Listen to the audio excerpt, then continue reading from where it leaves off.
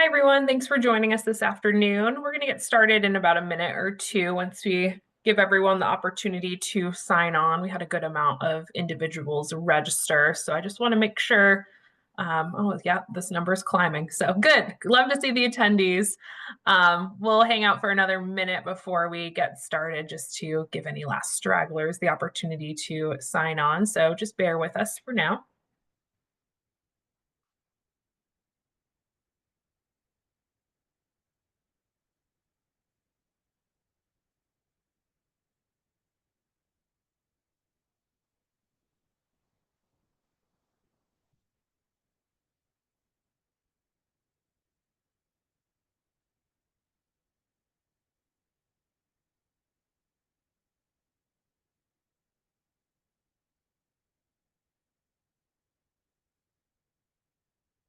All right, it looks like that number is stabilized, so it'll take us a minute to get into the nitty-gritty anyway, so I'm going to go ahead and get things started.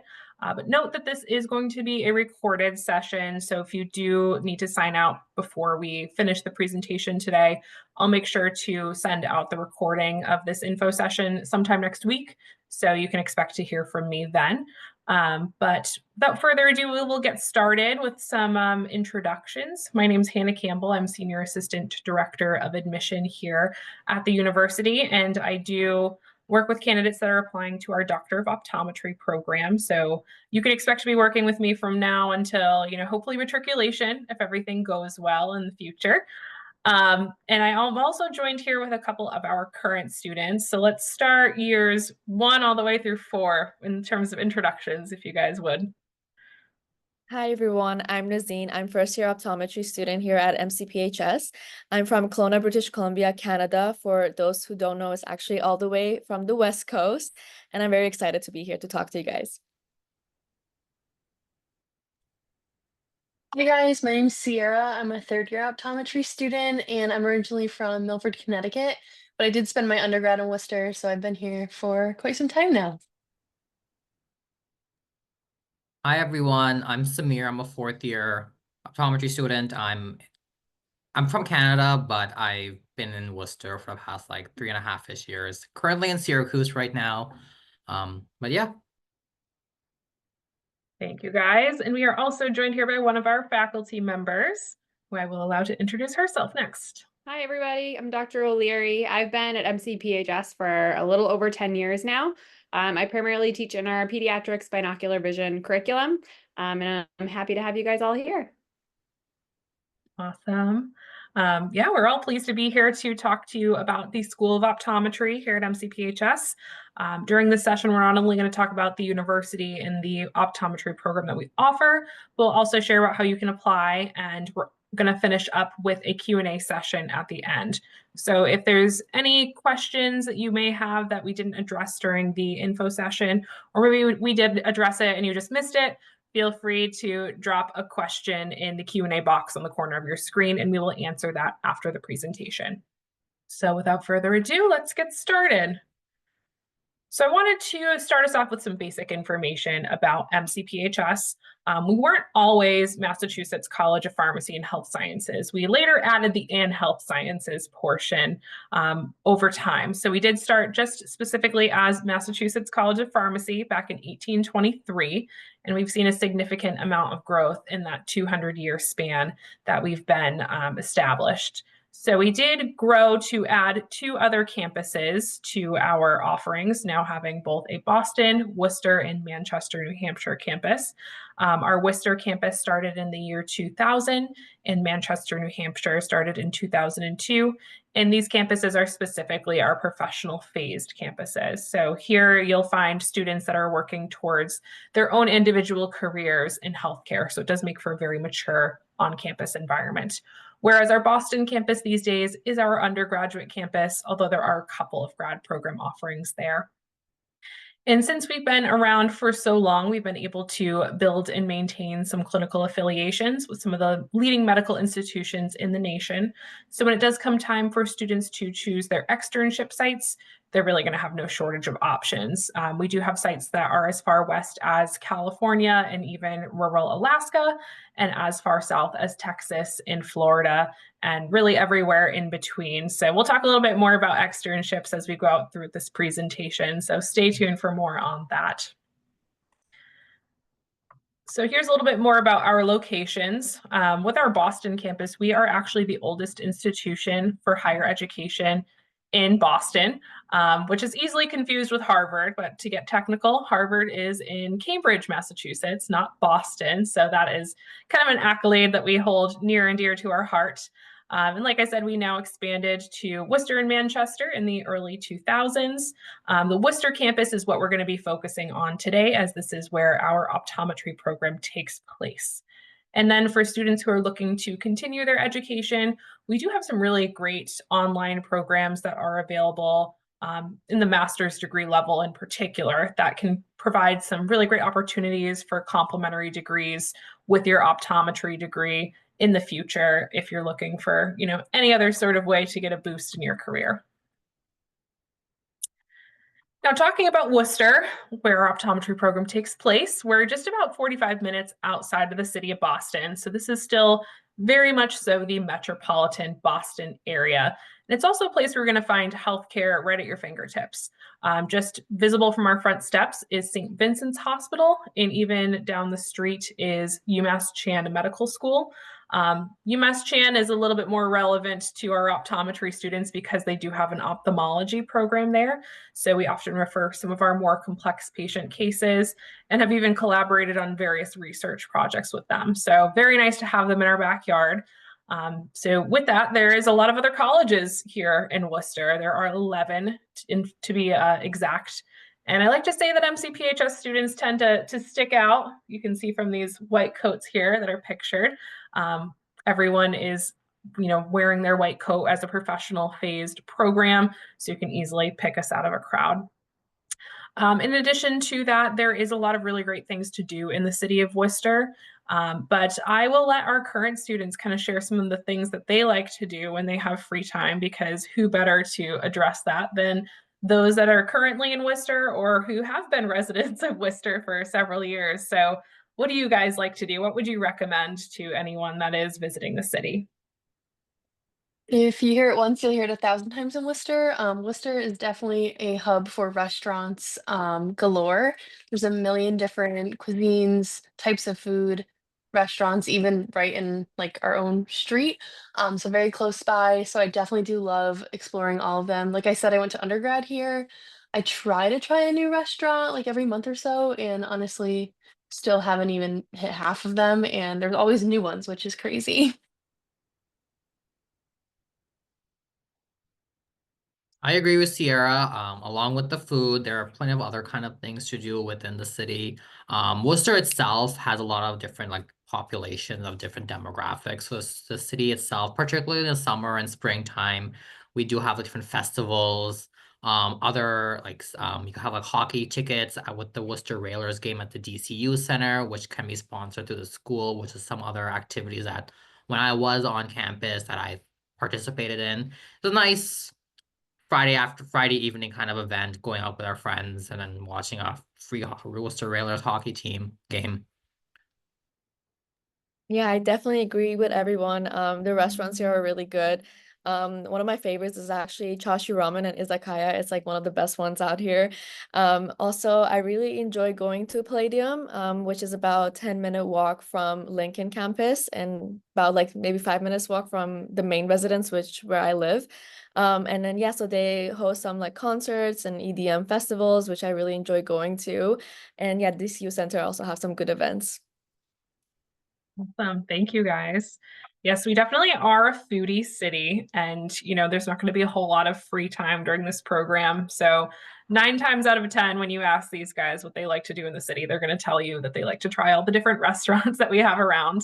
But we are located in the downtown area of Worcester, so we border some really great event spaces. So like Nazine mentioned, we have the Worcester Palladium. There's a bunch of indie bands and EDM festivals that come through. There's the Hanover Theater if you want to see a Broadway show, or a Mechanics Hall that has a symphony orchestra occasionally. as well as the DCU Center, which is our biggest event space, home to our Worcester Railers hockey team, as well as various other events. Earlier this week, there was even professional bull riding there. I've seen Cirque du Soleil a couple of weeks ago. So it's always nice to see what's in town at the DCU Center and what events are happening nearby our campus. There's also a lot of other rural towns that surround Worcester. So if you're more of an outdoorsy person, you can easily get out and enjoy a hike or go mountain biking or whatnot. We even have a ski mountain that's about 25 minutes from our campus. So if you like to partake in that during the winter months, it's also very beginner friendly. So if you want to give skiing or snowboarding a try, I'd highly recommend Wachusett Mountain. It's also a very well-connected city, so you can jump on the highway and get to the lakes region, the mountains, or even the coast rather quickly within like an hour or two. So it's easy to explore the best parts of New England. And within the city, there is some great public transportation. It is possible to get by without a car. Just ask Samir. We have a city bus that runs throughout the city, and it is free to use our city bus system. And we have a commuter rail that runs back and forth to Boston and even Amtrak. So you can get in and around with, ease. Now, I want to share another feature to our opportunities here too on the Worcester campus, which is housing. We do offer 5 different residential housing options for our students, and this is more of a graduate level population. So you won't be living with freshman students who aren't taking college too seriously. Everyone here is working towards their own individual healthcare profession at this time. So it does make for a more of an adult level population. With that, no matter where you choose to live, you are going to have your own room. Again, this is more of a graduate level population, so we won't put you in a forced triple, maybe like your undergraduate experience was for you. You just might have to share a kitchen and bathroom space with other students depending on the accommodation that you choose. But everywhere does come furnished, and all utilities are included in the cost of rent. Now, I know a couple of our current students lived on campus, so can you tell us a bit about, or currently living on campus, can you tell us a little bit about your experience? Yeah, if you guys want, I can go first. So I live on the Main Street residence. It's a studio apartment. I really enjoy it. It's about 10 minutes walk from Lincoln where our classes are. But honestly, it's not a bad walk. I can sometimes walk really fast and be there in 5 minutes if I want to, but I just like to take my time and go there. We do have a common area that we can study. I usually sometimes meet with my friends and just study together on there. Also we have public safety. If I decided to stay really late at Lincoln campus, they can always walk me back to my house. So it's always really good. So I lived on Lincoln for my last few years, and then not right now. But Lincoln housed all of optometry. All of our classes, labs, and clinics were pretty much in Lincoln. Even all my exams were mainly in Lincoln. I think I only had one lecture or an exam elsewhere outside of Lincoln. So it is convenient to kind of avoid any kind of snow, rain, or anything that you want to avoid at. You kind of get ready first thing in the morning, quickly and then come downstairs for class. Lincoln itself, as Hannah did mention, you have your own room, your own bathroom, but we do have a shared community kitchen on the 9th floor of Lincoln. It wasn't too inconvenient because most of the time, you'll find kind of a common time that you can go on quickly, prepare your food, do any meal prep or anything, and ultimately, the cleaning responsibility was on your end, but there were frequent cleaners throughout the week. So overall, it was a great experience living on campus. As I mentioned earlier, I'm from Canada, but I hated the snow and the cold. And given being in optometry, we have so much equipment. I avoided carrying my equipment through the harsh conditions. So that was a convenience in that end. Yeah, that's a bit of a pro tip for you. A lot of students do choose to live at Lincoln Square because of the convenience factor, but also for the fact that you don't have to lug your equipment far and you don't have to step foot outside in the bad weather if it happens to be snowing out or whatnot. So I want to talk a little bit more about the community that you can expect here at MCPHS. So this is a snapshot of all the different programs that take place here. So we have both Western and Eastern medicine, which is really unique. And these are the programs that we bring together on a semesterly basis to participate in what we call interprofessional education. So we combine all these programs in one setting on a semesterly basis to kind of have a group learning experience where you get to learn about patients from different cultures and backgrounds, and ultimately how to work as a team once employed in the healthcare system. So talking a little bit more about interprofessional education, we have a variety of different events that we have hosted on campus, and it will mostly occur within your first year of the optometry program, because once you do have a clinical schedule, your availability does vary. However, IPE is really our take on alleviating the current state of the healthcare system for our future graduates. We really want to graduate students that are better equipped to work interdisciplinary with each other, because after all, if you're working with a patient who has a major medical complication, you're going to be working with a team of providers. So we're trying to instill that at the student level. In the past, we did an emergency medicine Narcan training. We've also done a diabetes maintenance training, and have even done this was more recently, was a dementia simulation. I don't know if any of you guys participated in the dementia simulation, which happened just a couple of weeks ago, but if so, please share about that experience or any of the other IPE events that you've taken place in. Yeah, I can talk about the dementia simulation. It was a really cool experience. So they brought in members of a assisted living facility, and they were able to kind of, like it says, give us a little simulated idea of what it's like to have dementia. So this involved us kind of taking on different props to help us understand what someone might kind of sense. So for example, we taped the knuckles of our fingers to show like arthritis and someone having difficulty like bending their fingers. We had sunglasses on that were kind of scratched out to simulate those cataracts, hearing aids in to, or I should say earplugs in to simulate hearing loss. And then we were able to go into a room and try to complete daily tasks that someone would have to do. It was really just to kind of bring awareness to the maybe patience you might have to have when you're kind of helping someone with dementia, but also just kind of the mindfulness and understanding that patients are coming from all over, all different experiences, and trying to cater your exam to help them the most. Awesome. Thank you so much, Sierra.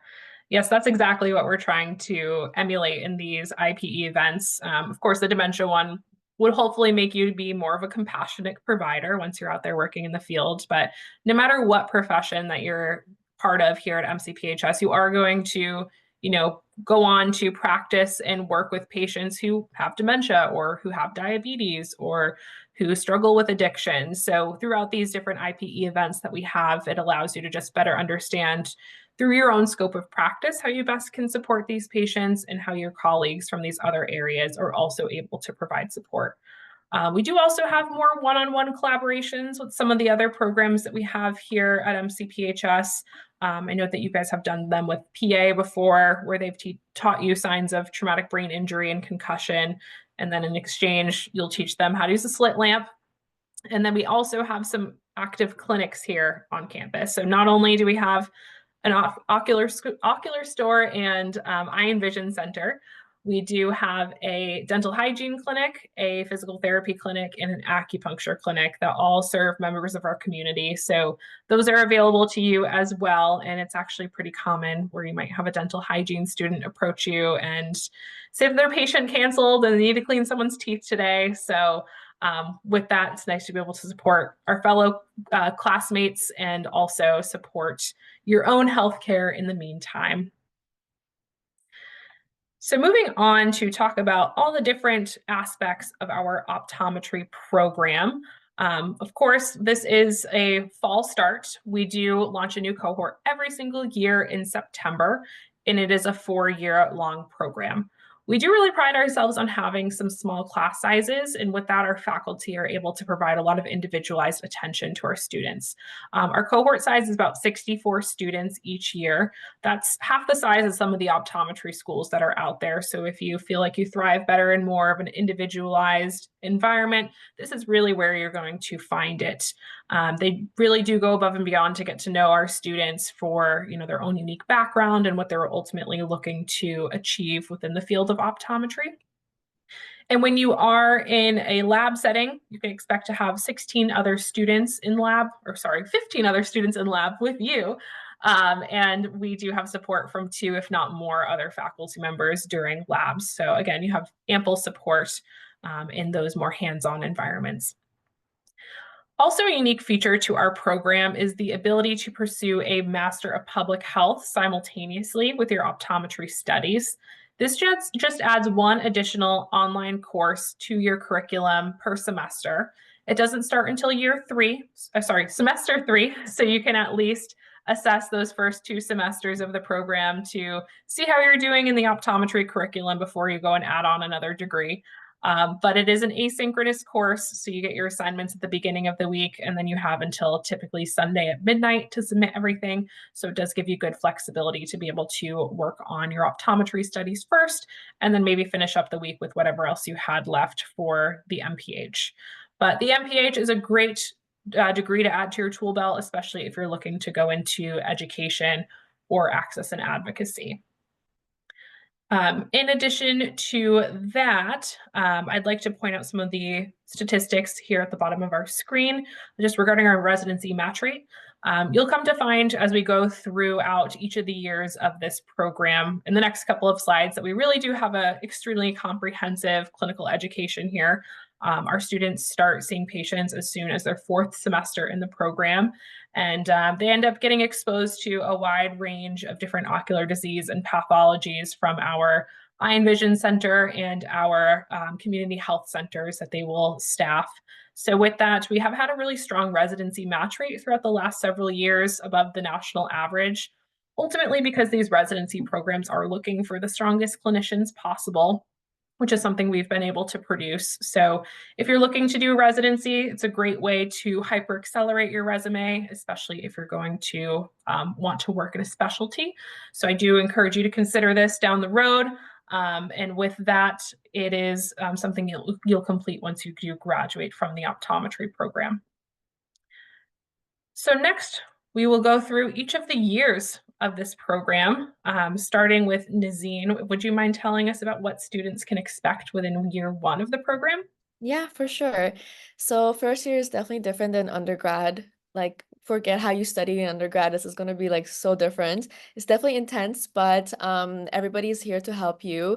It's all about like building the foundation for basically becoming an eye doctor.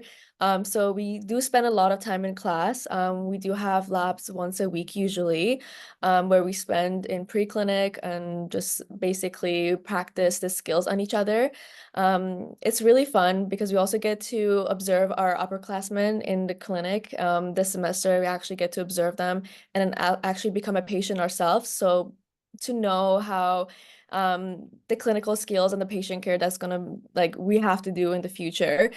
So yeah, it's definitely intense, but it's possible. Like, everybody's here to help you out. We also have tutoring session, which is really great that we can use, which are free. And usually the second years are the ones that help us get to know like the professors better, how to study for the classes, what to expect in the exams, which are really great. Excellent. And can you tell us a little bit about the Jumpstart program that you participated in this fall? Yeah, for sure. So I believe this is the first year that we had the Jumpstart, which was really amazing. We did a tour at the Eye Vision Center at MCP, and then it was really great because we actually got to do hands-on work with some of the machines. We got to shoot some lasers at the fake cataract eye, which was really fun. We also had the chance to basically learn what our study is like what is the best way for us to study. Like I'm a visual learner. I like to actually see everything in front of me. Some people are like auditory learners. And so we really got to figure out what kind of learners we are. It was really great into basically getting the groove of things slowly. It wasn't like something that, oh, there you go, you have all this like material that you have to learn right away. They basically helped us like get into it slowly and made us feel really comfortable with the material that we had to learn. Absolutely. Thank you so much, Nazine. Yes, the Jumpstart program is something that's been a new initiative starting this fall. So it was new for our first year students, the first ever to embark on it. But it is kind of a way to give you guys a smooth transition into the curriculum. And like Nazine said, there was a focus on finding your own individual learning style. We find that that's advantageous to introduce within your first semester of optometry school because this is a lot of information that you're going to have to retain over a 4-year duration and beyond. So by figuring out what your best learning style is, we find that our students have been able to successfully adopt study techniques that kind of cater towards those learning styles. And we've seen a good feedback from our students who did partake in the Jumpstart program so far. So we're excited to continue it on for the next cohorts to come. And then we'll move on to year 2, and I'll have Sierra take us through both years 2 and 3, if you would. Sure. So starting in your, hold on, my headphone's disconnected. Okay. So starting in your second year, that's when you start working in the clinic. So like Nazine said, kind of as you're getting more comfortable with your classes, your lab schedule, that's kind of when we like to add in that clinic piece. So starting that second year, you're in clinic for 4 hours. Some days that might feel like 100 hours, but it really is a great um, kind of smaller transition. That way you're really only seeing one patient a week and kind of lets you build up that patient care. And then you're also doing school screening. So we partner with Worcester Public Schools to go into local elementary, middle, and high schools and provide just basic kind of visual screenings. And then if students are to fail those screenings, they get a free eye exam at MCPHS, which is really nice for our pediatric clinic. And then you're also doing an optical rotation. So this is all within the same like clinic time frame, usually a couple times a semester where you get to go into our optical shop and help Annette, who's amazing in optical, and kind of learn a little bit more about the insurance side, a little bit more about, helping patients pick out their glasses. I like to say you get to be a fashionista for a day. So really kind of building in that clinic piece. And then going into your third year, this is where you really start to focus on that disease aspect of optometry. So you're taking classes in contact lens, glaucoma, vision therapy, pediatrics, binocular vision, and then you're getting to put these into practice in the clinics. So during your third year, you'll rotate through those clinics. So we have glaucoma, contact lens, vision therapy, and pediatrics. Kind of those last two are kind of combined together. And then contact lens also has dry eye. And so you're getting to kind of put those skills you're learning in the classroom and then put them to use in the clinic. And then we're also rotating through our community health clinics. So these are in Worcester, Framingham, and Milford. They're all within a 45-minute drive of our campus if you're not too familiar with Worcester. But basically, these are chances for us to kind of give back to the community a little bit more, see more ocular diseases. A lot of these patients have never had eye exams before. So sometimes you might see something that you have never seen, especially if they're coming from another country. It might be a disease that's only really found in that country. So it's really just exposing you to as much optometry as possible. And this is really where you start to get that patient care count up. You're seeing a lot more patients, a lot less time in the classroom. Excellent. Thank you, Sierra. Also in year 3 is when our students are ramping up to take part 1 of the national board exam. So as a way to prep for it, students will partake in a boards review course. They'll also have access to a boards prep course. And they'll have a bunch of other opportunities for support from faculty members and different university resources to help prepare them for what's to come there. With that, we have implemented a lot of effort into improving our national board scores over the last few years. So with these different initiatives we've taken, our national average, or our boards are getting to be in line with the national average. So we have seen an increase over the last couple of years, which is good to see. The fruits of our labor are taking place. So we will go on to have Samir cover year 3, and I'll also touch on what we've been doing to help with parts 2 and 3 of the national board exams that follow. So with 4th year coming to an end almost for me, it starts at the end of your 3rd year in the summer within May. We have 3 16-week rotations kind of scattered throughout the country, or you may choose to stay locally within the New England Worcesterish area. Ultimately, with the schooling and the externship decisions, they're kind of just given to you by like mid 3rd year. You're expected to kind of rotate within a community health center, helping patients of lower socioeconomic status who may or may not speak English, who have poor accessibility to eye care particularly. And then your other requirement is kind of rotating within the Veterans Affairs or a VA hospital, kind of working with the veteran populations who are a bit older. However, it's very rewarding working in those 2 different like demographic settings, because you kind of see like how like a veteran, for example, who has served the country, how much they kind of like need like accessibility for eye care, which is what the VA provides. But also on the other side, we have the populations who have poorer access to healthcare and eye care, how much more kind of like influence and engagement they require from us as healthcare providers.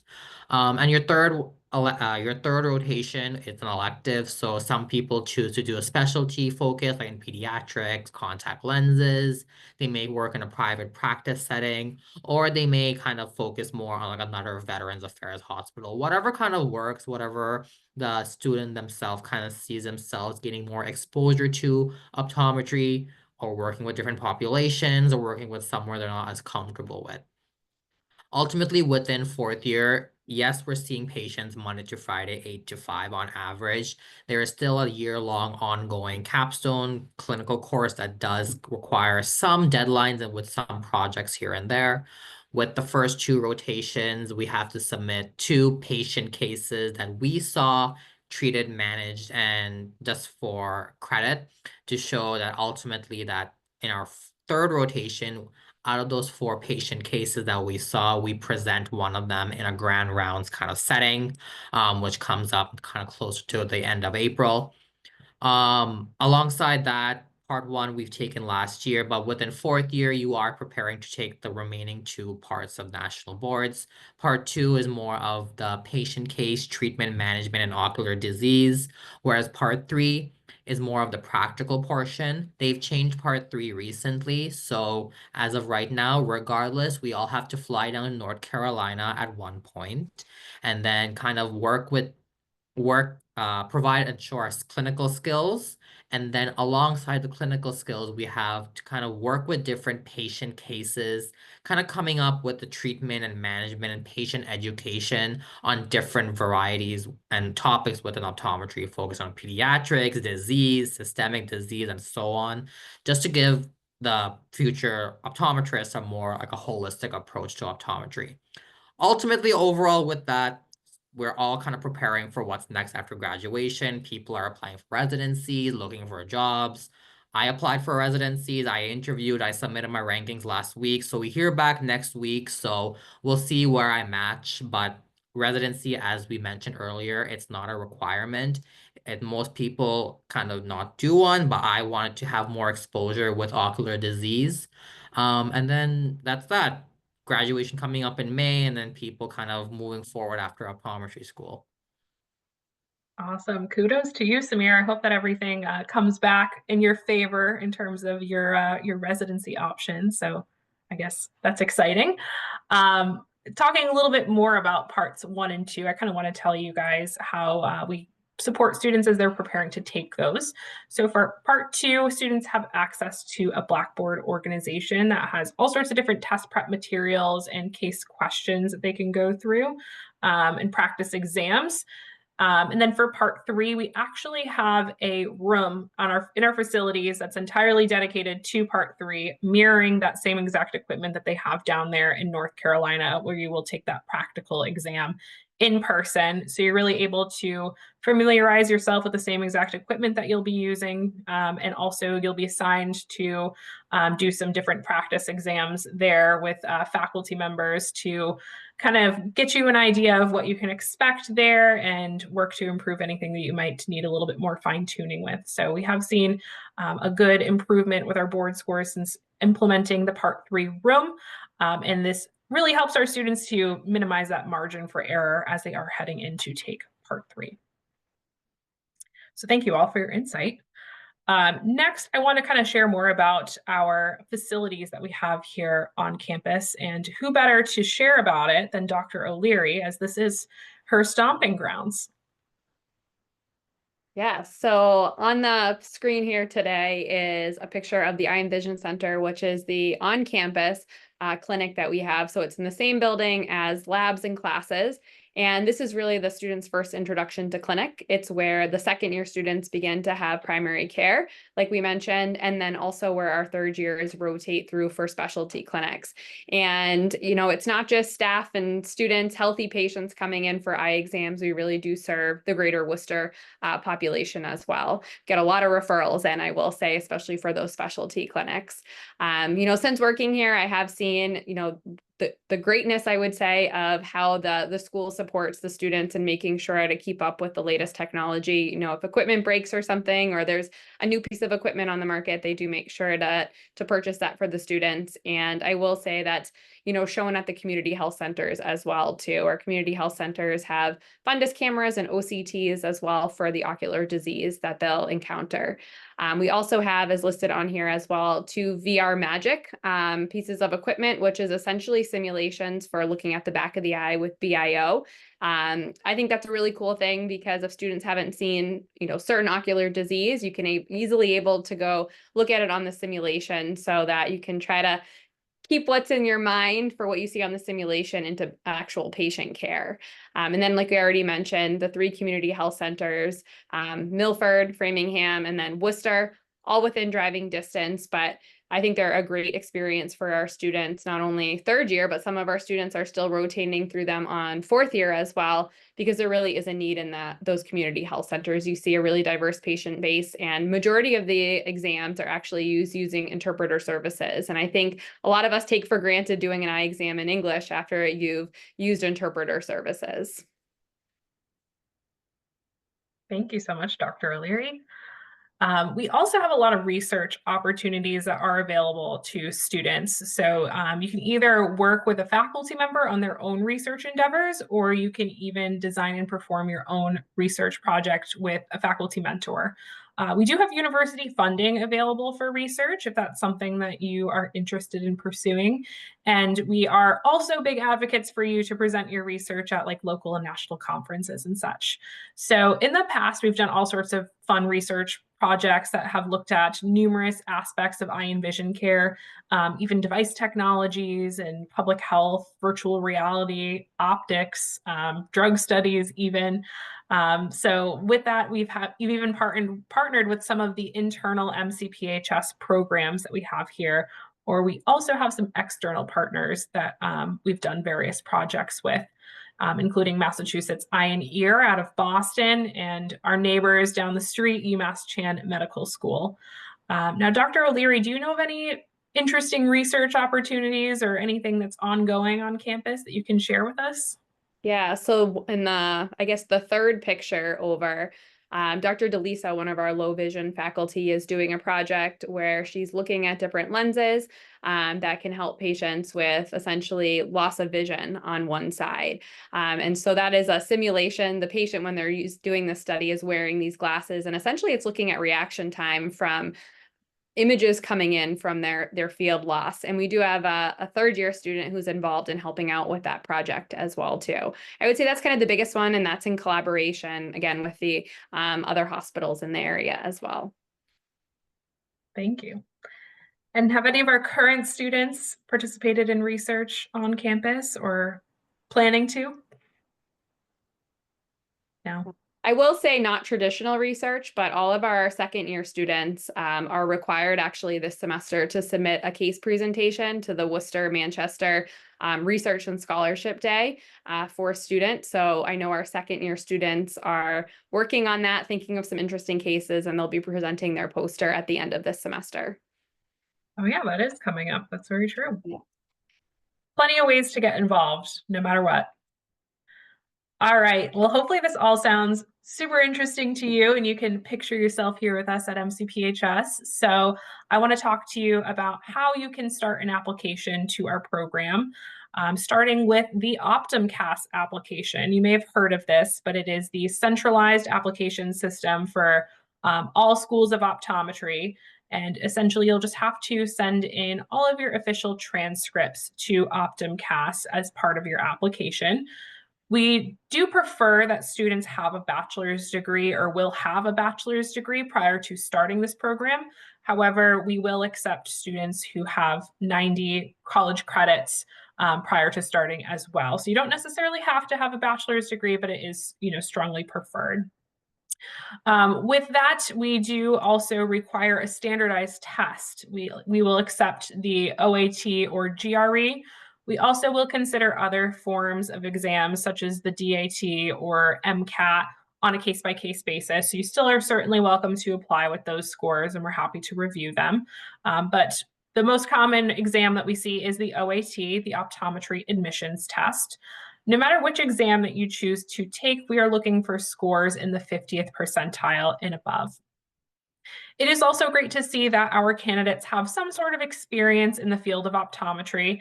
This isn't required, but I think it does go a long way in helping you to articulate why exactly you're interested in pursuing a career in optometry and your passions and such, especially when it comes to interview. So if you can get some sort of shadowing experience, that would be highly recommended.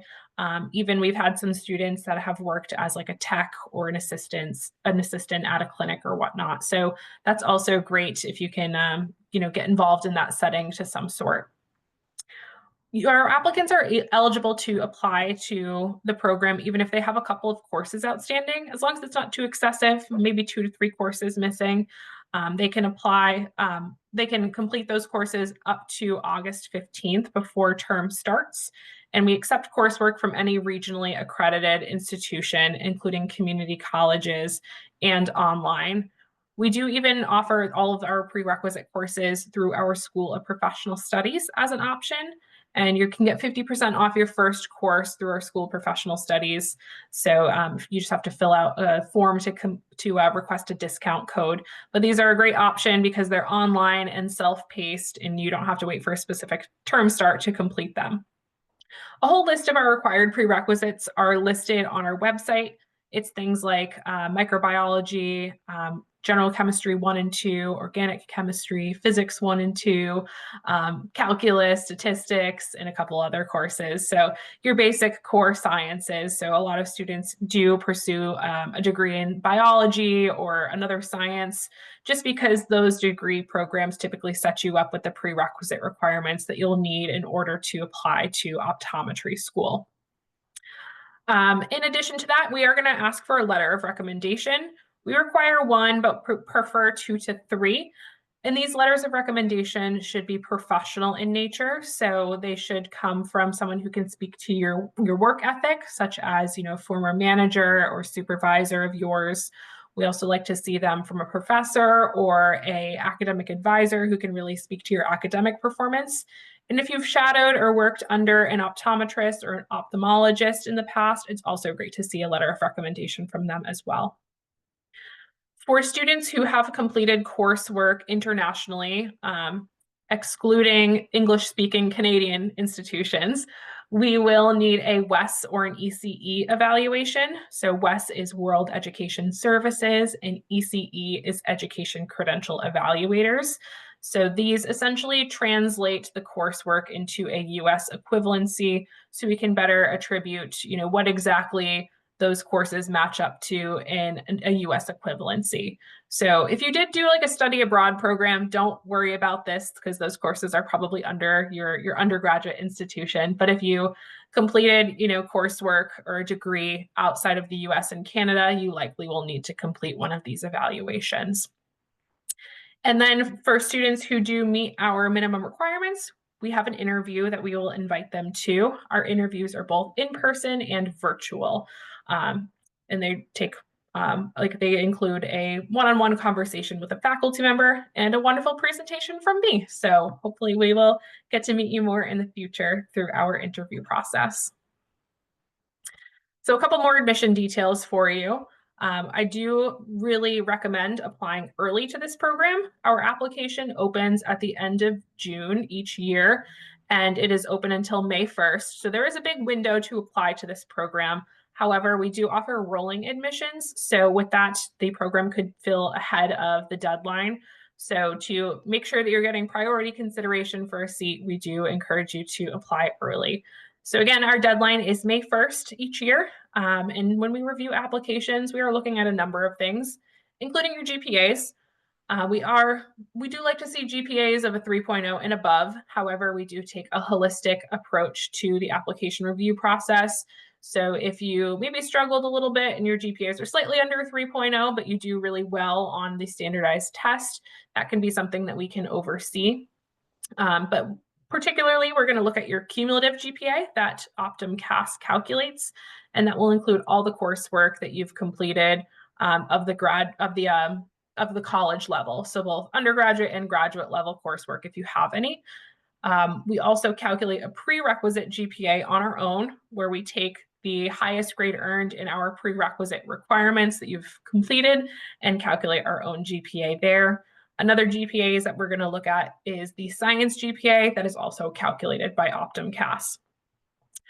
In terms of your application as well, we'd love to see that you've done some research on MCPHS and are really expressing an interest and a passion for optometry. So don't overlook those personal statements and supplemental questions that you will be asked, because we do read them, and it really is your opportunity to tell us a bit about yourself. So I encourage you to do some research and really put some thought into those questions. So in terms of financial aid, all of our domestic students are eligible to apply to the FAFSA. There are some Grad Plus loans that are available for you to utilize if you would like. That's our school code there. It's the same for all MCPHS campuses. I don't expect you to memorize that. Tuition and fees are listed on our website. If you just look up MCPHS tuition and fees, it's all very transparent there. We do give merit scholarships upon acceptance to all students that are admitted into this program. So with that, we do give awards of up to $12,000 a year. And it's typically based off of your GPA as to what scholarship eligibility you will have. And we do offer affordability appointments with our student financial services team. So with that, if you are looking for a little bit more guidance in terms of financing your education, our student financial services team can assist you with any questions that you have relating to that.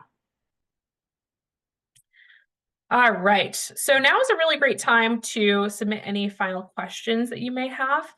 We have some current students and a faculty member and myself that are eagerly awaiting any questions that you may have. But I'm going to copy and paste the information in this slide into the chat if you want to take any of these links with you. Of course, we have an open house that is coming up. And that link there, mcphs.edu/visit/graduate, will give you some more information about that. It is on Saturday, March 29th. I think it's from 9 to 2 p.m. roughly. So if you are available or live nearby campus or feel like even making a trip out here to Worcester, Massachusetts, we'd be happy to see you and show you around. We're going to have multiple faculty members and current students and even a bunch of university resources on campus that day for a really immersive experience. So hope to see you there. But if you can't make it, we do have regular campus tours that happen on a weekly basis, really. So you can always take a look at our calendar to see if any of those dates align with your schedule if you want to arrange a visit in the future. We have a virtual tour as well. It's pretty general tour. I wouldn't say it's super in-depth about the School of Optometry, so I would instead point you towards our YouTube channels there instead at MCPHS TV and at MCPHS Admissions. I also am happy to assist with any questions that you may have as you are going throughout the application process. So feel free to send me an email, give me a call, and I also left you a link to schedule a one-on-one appointment with me in the chat if you would like as well. All right, let's see what we got here for questions. One candidate is, or one attendee is asking what an early application is. So typically our application through OptumCast opens each year at the end of June. It usually takes you quite a bit to get everything in line before it would be verified. So we don't really receive applications until August. We start our interviews in, I believe we started them in September this year. So that is when we would consider an early application is August and September. Those are like the earliest ones that we have come through and the earliest opportunities that we have for an interview. But I would say, early is still any time within that fall semester. We do still have availability for the program at this time for those that are looking to start in the fall of 2025. But things are really starting to pick up. So you want to get your application in sooner rather than later, although we are planning on at least hosting interviews through May. All right, so while we wait for a couple of other questions to come in, I would love to send one on over to our current students and ask them, of course, most students have applied to multiple optometry schools when they are going through that application process. So what was it that really made you decide to attend MCPHS out of all of the other options that you may have been considering? If you guys want, I can go first, since I was applying last year. So one of the biggest decisions why I decided to choose MCPHS was because of the early clinical experience that we have, and also the supportive faculty members. Honestly, like I think one of my interviews just with Dr. Impurely was one of the best ones that I've had so far. She was very supportive, very kind, and that really changed my perspective through the whole school. And another reason was the small class size that we have. I feel like our faculty to class, just the student ratio is really great. Everybody is here to support you. Everybody basically tells you every day that if you have any questions, you can definitely ask us. There's no judgment. And also another reason was, since I was coming all the way from Canada, I felt like the transition from moving from there to here was very smooth, especially because of the variety of on-campus housing options that we had. So honestly, I'm really glad to be here. Thank you, Nazine. Anyone else want to share? Oh, you want to go, Samir? Go ahead, Sierra. Okay. Yeah, so I really applied to MCPHS because it was in Worcester. But once looking at it, I really was drawn to that small class size. I had come from a smaller institution where our biggest class was like 30 people. So to me, 60 seemed humongous. But really, it's still small enough where you're getting that one-on-one interaction, especially in those lab settings. As Hannah mentioned, your labs cap off at 16 people, 16 students, and then sometimes you could even have 3 professors in there helping with the lab. So it's really a hands-on approach, something I really appreciate. And maybe not something I appreciated when I was applying, but that early clinical experience is definitely coming in handy now.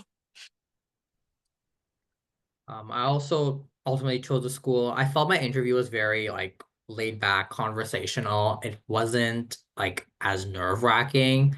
I think MCP just was one of my first interviews, so I felt I was at ease applying. And even before and after the application process, I felt the optometry admissions team was very proactive, figuring out my OHE scores and any prerequisites. They were very open and welcoming. And I do say after 3.5, almost 4 years, I generally felt it was a great decision when I made that. I'm glad you said that, Samir. Was it worth it? I guess so. A lot of hard work, that's for sure. I actually have a question that came in that I think would be good for Dr. O'Leary to answer if she wouldn't mind. This attendee is wondering how much weight a positive letter of recommendation from an optometrist would hold. So I will definitely say I look at a lot of applications. Obviously, so does Hannah, but I look at a lot of applications as well. And we do require more than one, or would like to see, I should say, more than one letter of recommendation. And it's definitely nice to have one from an optometrist. I feel like that really tells us a lot about how you're interacting with patients, which is obviously important to be an optometrist. But I would say it's not any more important too than a letter from a professor, because that tells us how you are in the classroom and academically. So definitely it holds weight, but I wouldn't say it holds any more weight than any of the other letters of rec. Thank you. All right. Another question came in just asking about just being concerned about upcoming deadlines for the application and transcript processing times. So I will say that we aren't able to review applications until they are verified by Optomcast. So our hands are kind of tied until you complete all of those requirements and Optomcast approves everything and sends it off to the school. So I would encourage you to be working as closely with Optomcast and their customer service to ensure that all of your requirements are met, because they do ultimately control when they are received by the institution. I wouldn't fret too much though. We still have, several weeks, if not months, until the end of the cycle, which is May 1st. So you still do have some time to apply and get everything in order. Okay. So that's really the final question that it looked like we had here. So I know that our students are studying up for the last exams and such that they have before spring break next week. So I want to make sure that they have ample time to get back to that. So thank you guys for taking the time to join us this afternoon. And for those of you that are attending and have any questions, again, feel free to connect with me at any point. I'm happy to help. We appreciate you attending and hope that you have a wonderful evening. Take care. Bye.